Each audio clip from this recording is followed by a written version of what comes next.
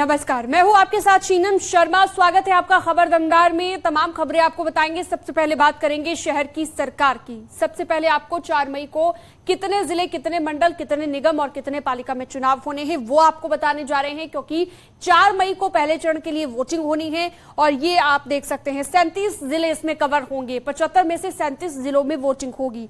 9 मंडल हैं, 10 नगर निगम है 17 में से, और 100 नगर पालिकाएं हैं जहां पर चुनाव होना है, जहां पर मतदान होना है 4 मई को।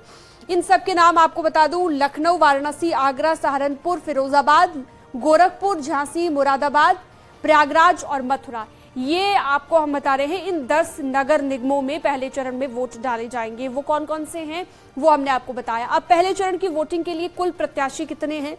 निगम अध्यक्ष के लिए पद के लिए प्रत्याशी हैं 122 और निगम पार्षद प्रत्याशी हैं 5431। तो ये हमने आपको बताया कि जो कुल प्रत्याशी हैं। इसके अलावा पालिका अध्यक्ष के प्रत्याशी हैं 1069 और पालिका सभासद प्रत्याशी हैं 14862। ये कुल प्रत्याशी आपको हम बता रहे हैं। 2932 प्रत्याशी हैं पंचायत अध्यक्ष पद के लिए। पंचायत सदस्य के लिए हैं 19818 प्रत्याशी।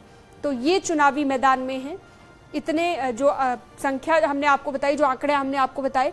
अब वोट से पहले जो निर्विरोध चुने जा चुके हैं उनके बारे में भी बता दें। एक पालिका अध्यक्ष है और 2 पंचायत अध्यक्ष हैं, 86 वार्ड सदस्य हैं जो पहले ही निर्विरोध चुने जा चुके हैं।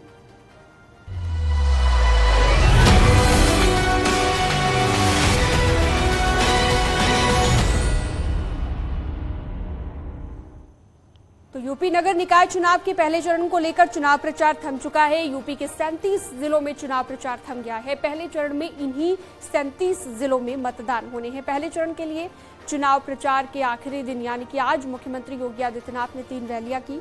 37 जिलों में आखिरी बार उम्मीदवारों ने जनता से अपने लिए वोट मांगे। 4 मई को निकाय चुनाव में पहले चरण के लिए मतदान होना है। और आपको बता दें कि मतदान 4 मई की सुबह 7 बजे से शुरू होकर शाम के 6 बजे तक चलेगा। तो खूब जोर लगाया गया तमाम पार्टियों की ओर से, लेकिन अब प्रचार का शोर थम गया है। 6 बजे प्रचार का शोर थम गया। अब पार्टियां अपने लिए प्रचार नहीं कर पाएंगी, वोट नहीं मांग पाएंगी, क्योंकि 4 मई को वोटिंग होनी है, मतदान होना है।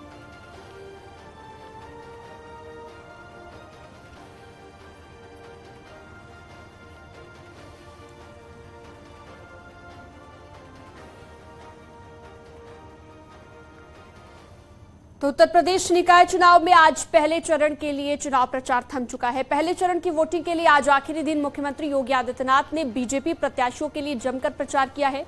सीएम योगी ने झांसी, प्रयागराज और लखनऊ में चुनावी रैलियों को संबोधित किया है। लेकिन सबसे ज्यादा सुर्खियों में रही मुख्यमंत्री योगी आदित्यनाथ की प्रयागराज की रैली।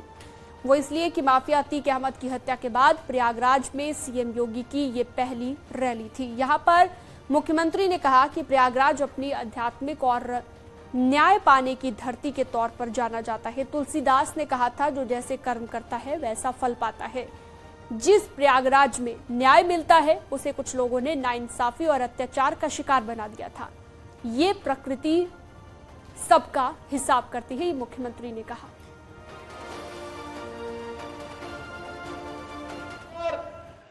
अन्याय अत्याचार से पीड़ित मानवता करके न्यायालय की शरण में जाकर के न्याय प्राप्त करने के विलासा से आता है। कुछ लोगों ने उस प्रयागराज की धरती को अन्याय और अत्याचार का शिकार बना दिया था, पापाचार का शिकार बना दिया था। लेकिन यह प्रकृति न किसी पर अत्याचार करती है और न किसी के अत्याचार को स्वीकार ही करती है। सबका हिसाब बराबर करके रख देती है। और परसों प्रातः काल से मतदान प्रारंभ होगा। पहले मतदान और फिर जलपान, ये इस कार्यक्रम के साथ जुड़ना होगा। मतदान भारी संख्या में जाकर के करिए, क्योंकि यह आपका केवल अधिकारी नहीं, यह आपका कर्तव्य भी है कि हम मतदान करें, लोकतांत्रिक अधिकारों का सदुपयोग करें। और इसी कार्य को लेकर के आज मैं आपके पास आया हूं। निकाय चुनाव के प्रचार के अंतिम दिन आज बीजेपी ने किस किस जिले में रोड शो किया वो भी आपको बता देते हैं। गोरखपुर में सांसद रवि किशन ने रोड शो किया। रवि किशन ने बीजेपी के मेयर प्रत्याशी मंगलेश श्रीवास्तव के लिए यहां पर वोट मांगे, जनता से वोट की अपील करते नजर आए। चुनाव प्रचार के दौरान रवि किशन ने दावा किया कि गोरखपुर जिले में सभी बीजेपी प्रत्याशियों की बम्पर जीत होगी। अखिलेश यादव पर हमला करते हुए सांसद रवि किशन ने कहा कि जब वो गोरखपुर आए थे तो रामगढ़ ताल की सुंदरता देखकर यहां से जल्दी भाग गए, क्योंकि उन्होंने अपने समय में कोई काम ही नहीं किया था और आज गोरखपुर की तस्वीर बदल गई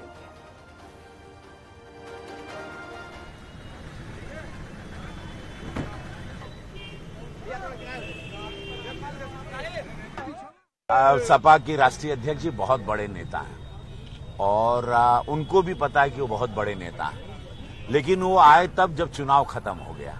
बहुत देर हो गई, जब बोलते ना चिड़िया चुग गई खेत। विकास की गंगा बह रही है। हमारे मेयर साहब ने न जाने करीबन 150 सभाएं अभी तक कर ली। वो एक सभा करके गए। पूज्य महाराज जी ने अनगिनत सभाएं कर ली। मैंने यहाँ 80 से ज्यादा सभाएं कर ली। तीनों नगर पंचायत कर लिया। मैंने करीबन 16 रोड शो कर लिए। तो आप सोच रहे हैं कि हम लोग भारतीय जनता पार्टी, हम लोग कार्यकर्ता, हम लोग राजकुमार लोग नहीं है। सांसद भी यहाँ कार्यकर्ता है, मुख्यमंत्री भी कार्यकर्ता है, कार्यकर्ता भी कार्यकर्ता है। प्रचार के आखिरी दिन बीजेपी ने आगरा में भी पूरी ताकत झोंक दी। ताजनगरी आगरा में यूपी सरकार के ऊर्जा मंत्री ए.के. शर्मा ने रोड शो किया।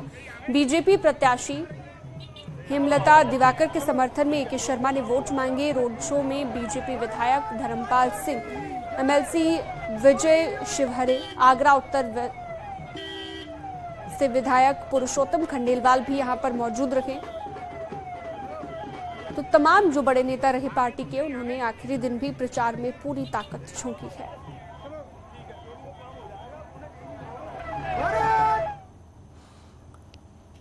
तो निकाय चुनाव के पहले चरण के प्रचार के आखिरी दिन अखिलेश यादव ने सहारनपुर में प्रचार किया। इस दौरान अखिलेश यादव ने रोड शो भी किया। उसके बाद प्रेस कॉन्फ्रेंस में उन्होंने सरकार को निशाने पर लिया और कहा सरकार ने एक भी काम नहीं किया। ये भी वो कहते नजर आए। स्मार्ट सिटी की योजनाएं अधर में लटकी हैं, सिर्फ कागजों पर ही विकास हुआ।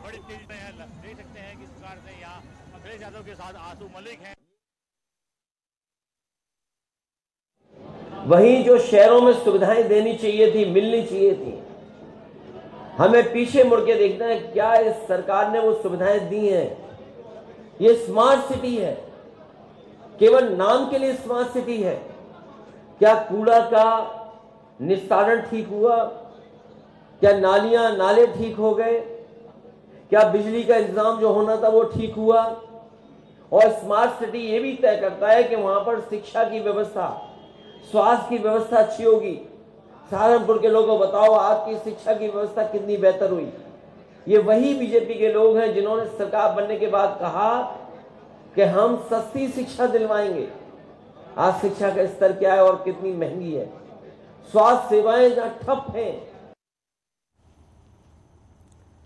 तो एक लंबे अरसे के बाद इटावा में एसपी के प्रमुख महासचिव और राष्ट्रीय महासचिव एक मंच पर नजर आए। आज शिवपाल यादव और प्रोफेसर रामगोपाल यादव एसपी प्रत्याशी के लिए चुनाव प्रचार करने के लिए इटावा पहुंचे हुए थे।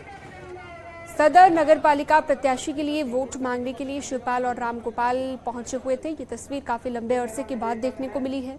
दोनों नेताओं को एक साथ देखकर एसपी कार्यकर्ताओं में काफी उत्साह देखने को मिला है। और ये चुनाव जीतना भी समाजवादी पार्टी के लिए बहुत ही जरूरी है। हम उस पर नहीं जाना चाहते हैं टिकट कैसे मिला, क्यों मिला, और ये तो हमारी पार्टी का, राष्ट्रीय पार्टी का अधिकार है। पता नहीं रहा कि एक तरफा चुनाव जीत रहे हम। इटावा की जनता जात धर्म से उठकर ज्योति गुप्ता को वोट करने जा रही है। ये कहीं निकल जाइए, किसी बच्चे को भी पूछो तो कहेंगे संटू गुप्ता को वोट दें। किसी बच्चे को पूछ लीजिए आप देखिए, अगर मैं गलत कह रहा हूँ पूछ के देखो। बहुत जबरदस्त, ऐसा कभी समर्थन नहीं मिला जैसा अबकी मिल रहा है।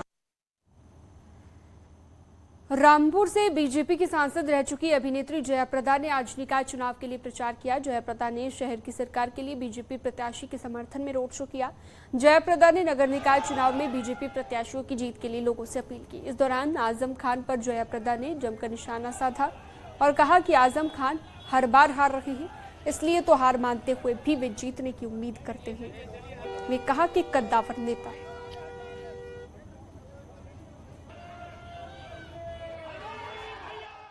के प्रक्रिया में मैं रामपुर आई हूँ और हमारे बहन डॉक्टर मुसरत के लिए मैं वोट मांगने भारतीय जनता पार्टी के लिए, और जनता से, रामपुर के आवाम से मैं अपील करती हूँ कि आप सब भारतीय जनता पार्टी के लिए वोट दीजिएगा।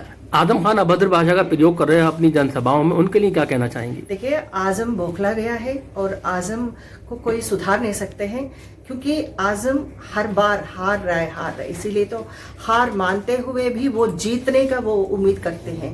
और कहाँ के कद्दावर नेता, 100% का नेता अब 0% में आ गया है। उनको चुनाव में वोट डालने के लिए भी उनको हक नहीं बचाया है। तो आजम साहब को मैं एक ही अपील करती हूँ या मैं बताती हूँ कि बस आप बस करो, गालियाँ बंद करो और अपने सुधरने के लिए अपने दिमाग को ठीक करो। रामपुर में चुनावी जनसभा के दौरान एक बार फिर से सपा नेता आजम खान भड़क गए और रामपुर नगर पालिका में सपा प्रत्याशी के लिए प्रचार करने पहुंचे थे आजम खान।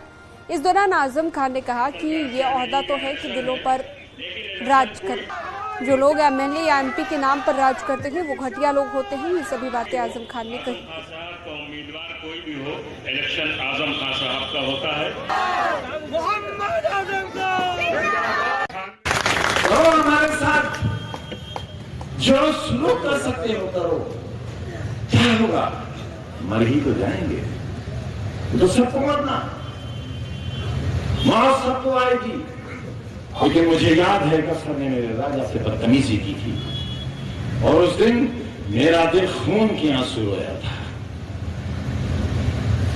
10 मिनट लगे थे, 10 मिनट लगे थे। राजा को बेइज्जत करने वाला 10 मिनट के अंदर तड़प के मर गया था। यहाँ का बड़ा ताजनगरी आगरा में निकाय चुनाव की रैली के दौरान एक बड़ा हादसा हो गया। रैली के दौरान ही एक अनियंत्रित इलेक्ट्रिक बस भीड़ में घुस गई। बस ने बाइक को भी इस दौरान टक्कर मार दी और बाइक बस के नीचे दब गई थी। हालांकि इस हादसे में किसी की जान नहीं गई, लेकिन बाइक सवार दोनों लोग घायल हो गए।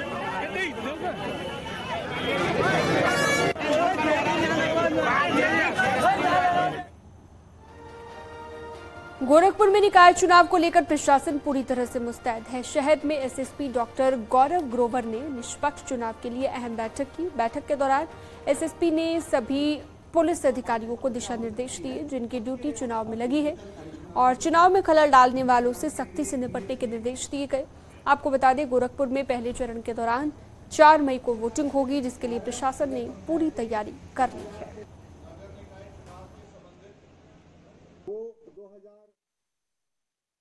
ये सभी जो हमारे 11 नगर पंचायत और नगर निगम है, जब से चुनाव की घोषणा हुई है, इनसे संबंधित गेस्टेड ऑफिसर्स को नोडल अधिकारी बनाया गया है। लगातार उनके द्वारा अपने क्षेत्र में भ्रमणशील रह करके संबंधित थाना प्रभारियों और क्षेत्राधिकारियों के साथ वहां पर सुरक्षा व्यवस्था की पुख्ता इंतजाम किए गए हैं। आने वाले दिनों में कल जैसे कि पोलिंग पार्टीज रवाना होंगी। भोजपुरी अभिनेता खेसारी लाल यादव आज वाराणसी में पहुंचे। काशी में खेसारी यादव ने अपना नया गाना रिलीज किया। इस दौरान उन्होंने मुख्यमंत्री योगी आदित्यनाथ की जमकर तारीफ की है। उन्होंने कहा कि अपनी मिट्टी में काम करना बड़ा अच्छा लगता है। यूपी सरकार भोजपुरी इंडस्ट्रीज की फिल्मों को सब्सिडी देती है, जो कि प्रोड्यूसर के लिए काफी फायदेमंद साबित होता है।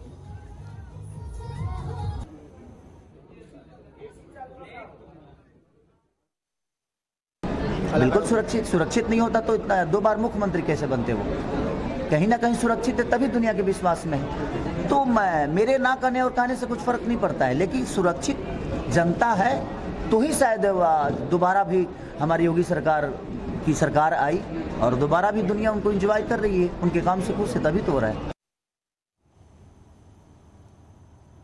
और यहाँ रुकते हैं एक छोटे से ब्रेक के लिए, जल्द लौटेंगे।